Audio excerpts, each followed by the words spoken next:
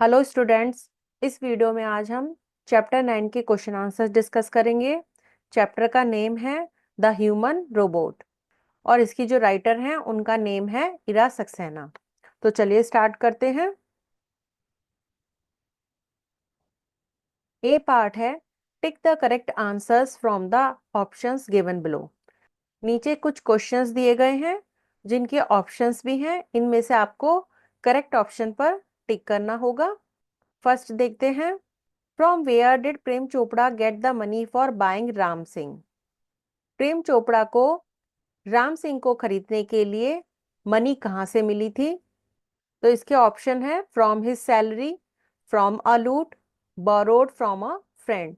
तो इसमें आपको सेकंड पे टिक करना होगा क्योंकि उसने अपनी लूट के पैसों से राम सिंह को खरीदा था।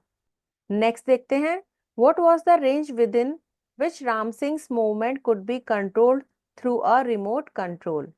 इस क्वेश्चन में आपको उस रेंज के बारे में बताना है जिससे राम सिंह की मूवमेंट को रिमोट कंट्रोल के थ्रू कंट्रोल किया जा सकता था। तो इसमें आपको थर्ड ऑप्शन पर टिक करना होगा, हाफ अ किलोमीटर। आधा किलोमीटर की रेंज के अंदर राम सिंह की मूवमेंट को कंट्रोल किया जा सकता था। नेक्स्ट क्वेश्चन है, what was the first command given to Ram Singh. Ram Singh को सबसे पहली जो कमांड थी वो कौन सी दी गई थी? बाइंग ग्रोसरीज, ऑप्शन पे टिक करना है। नेक्स्ट है, what was the first thing that Ram Singh stole. कौन सी पहली चीज थी जो राम सिंह ने चुराई थी? इसके ऑप्शन है precious James, Z Ganpati, gold necklace. तो इसमें आपको थर्ड ऑप्शन पे टिक करना है, उसने गोल्ड नेकलेस सबसे पहले चुराया था। नेक्स्ट क्वेश्चन है, who was the first person to notice Ram Singh stealing. पहला व्यक्ति कौन था जिसने राम सिंह को चोरी करते हुए देखा था? इसके ऑप्शंस हैं a fruit vendor, the owner of Gopal jewellers, the owner of Jhaveli brothers. तो इसमें आपको अ फ्रूट वेंडर पे टिक करना होगा। जो फ्रूट्स बेचने वाला था उसने सबसे पहले राम सिंह को चोरी करते हुए देखा था। नेक्स्ट क्वेश्चन है, where was Prem Chopra arrested. Prem Chopra कहां पर अरेस्ट हुआ था, उसे गिरफ्तार किया गया था? इसके ऑप्शन है in the market, at home, in his office.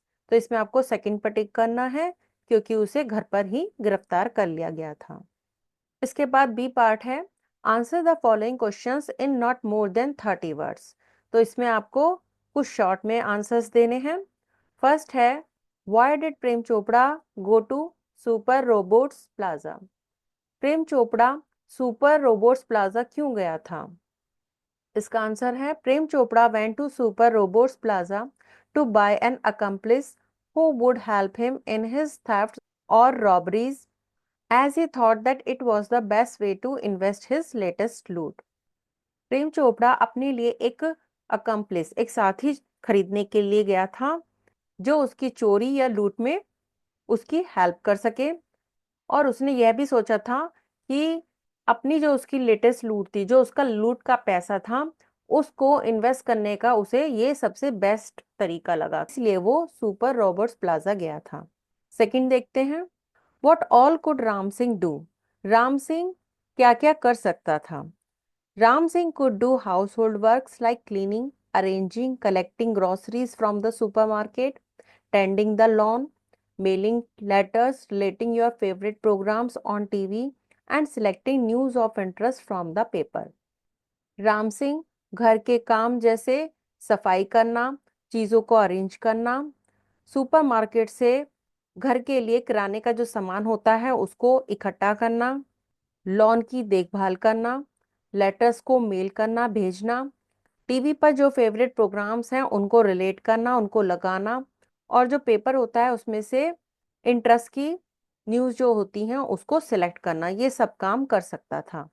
Next देखते हैं, what were the 3 inbuilt principles in Ram Singh system. Ram Singh के सिस्टम में उसके अंदर जो 3 प्रिंसिपल्स थे वो क्या थे? इसका आंसर देखते हैं, the 3 inbuilt principles in Ram Singh system were, it will obey his master, it will not harm humans, it will not harm to self। Ram Singh के सिस्टम में जो प्रिंसिपल्स इनबिल्ट थे वो थे, ये अपने मास्टर की आज्ञा का पालन करेगा, यह लोगों को कोई हानि नहीं पहुंचाएगा और ये अपने आप को भी कोई हानि नहीं पहुंचाएगा। तो इस तरह से ये जो प्रिंसिपल्स थे उसके सिस्टम में ऑलरेडी थे। नेक्स्ट है, why was Prem Chopra interested only in the first principle? Prem Chopra केवल फर्स्ट प्रिंसिपल में ही क्यों इंटरेस्टेड था? इसका आंसर है, Prem Chopra was interested only in the first principle which stated that the robot will obey his master because he wanted to buy Ram Singh primarily for stealing goods from the shops। Prem Chopra first principle में ही interested थे और वो principal था, robot जो है अपने master की आज्ञा का पालन करेगा, क्योंकि वो राम सिंह को सबसे पहले इसीलिए ही खरीदना चाहते थे ताकि वो शॉप से सामानों को चुरा सके। नेक्स्ट देखते हैं, why was Ram Singh arrested? Why was he summon to the court? Ram Singh को क्यों अरेस्ट किया गया था और उसे कोर्ट में क्यों बुलाया गया था? Ram Singh was arrested because the computerised cameras capable of split recording clicked him stealing the precious gems from Jhaveli brothers. Ram Singh को इसलिए गिरफ्तार कर लिया गया था क्योंकि जो कंप्यूटराइज्ड कैमरे थे वो स्प्लिट रिकॉर्डिंग करने में बड़े ही कैपेबल थे और उन्होंने राम सिंह को झवेली ब्रदर्स के यहाँ से प्रेशियस जेम्स, जो कीमती जेम्स थे, उनको चुराते हुए क्लिक कर लिया था, उसमें उसे कैप्चर कर लिया था।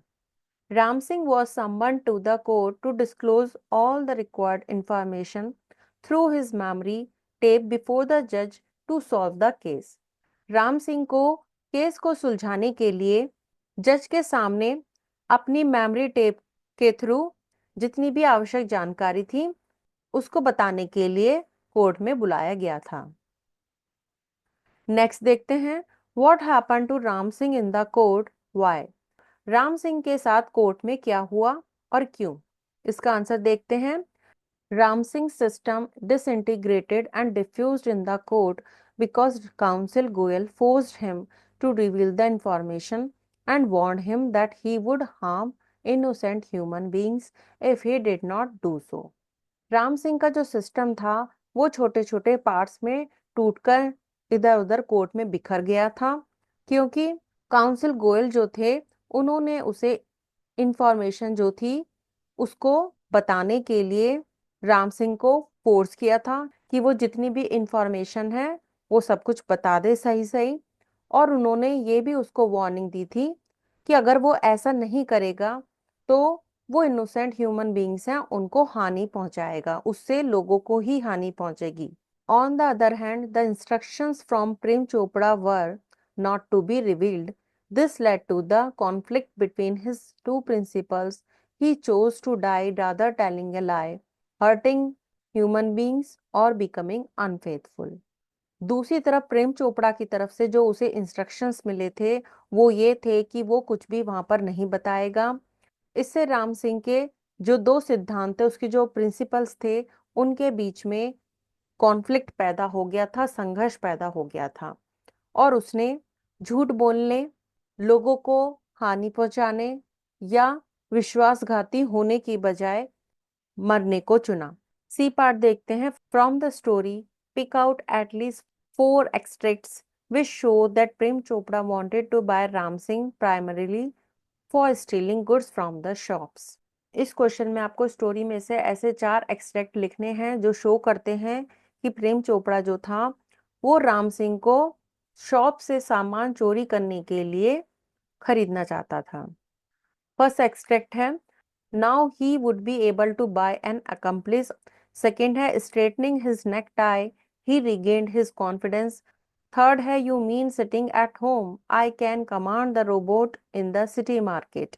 और फोर्थ है, he was delighted with the robot's agility and deftness. तो इस तरह से आप ये लिख सकते हैं। इसके बाद डी पार्ट देखते हैं, given below are a few adjectives, decide which of these describe Ram Singh and which ones describe Prem Chopra. Also give the reason for your choice. नीचे एक टेबल दी गई है, इसमें कुछ एडजेक्टिव्स दिए गए हैं, तो आपको उसमें बताना होगा कि कौन से जो एडजेक्टिव हैं वो राम सिंह को डिस्क्राइब करते हैं या कौन सा एडजेक्टिव प्रेम चोपड़ा को डिस्क्राइब करता है। तो उसमें नाम भी लिखना होगा आपको इस तरह से, और फिर उसके बाद में आपको रीजन भी बताना होगा कि एडजेक्टिव इनके लिए क्यों यूज किया गया है। तो चलिए देखते हैं टेबल। फर्स्ट एडजेक्टिव है ओबीडिएंट। तो ये एडजेक्टिव राम सिंह के लिए यूज किया गया है। ओबीडिएंट का मतलब होता है आज्ञाकारी। Even when threatened in the court he did not reveal his masters name. जब कोर्ट में राम सिंह को धमकाया गया था, उसने अपने मास्टर का नाम नहीं बताया था। तो इससे हमें पता चलता है कि राम सिंह बहुत ही ओबीडिएंट था, बहुत ही आज्ञाकारी था। सेकंड एडजेक्टिव है ग्रीडी। इसका मतलब होता है लालची। तो ये एडजेक्टिव प्रेम चोपड़ा के लिए यूज किया जा सकता है। He used a robot and risked its life to satisfy his own greed of wealth. Prem Chopra ने रोबोट का यूज किया था और उसके अंदर जो धन को पाने का जो लालच था, उसको संतुष्ट करने के लिए उसने रोबोट की लाइफ को खतरे में डाल दिया था। थर्ड एडजेक्टिव है हेल्पलेस। इसका मतलब होता है असहाय, और ये राम सिंह के लिए यूज किया जा सकता है। राम सिंह जो था बहुत ही ज्यादा हेल्पलेस फील कर रहा था। He had no option left either to be unfaithful to his master और harm the human beings, so he sacrificed himself for his principles.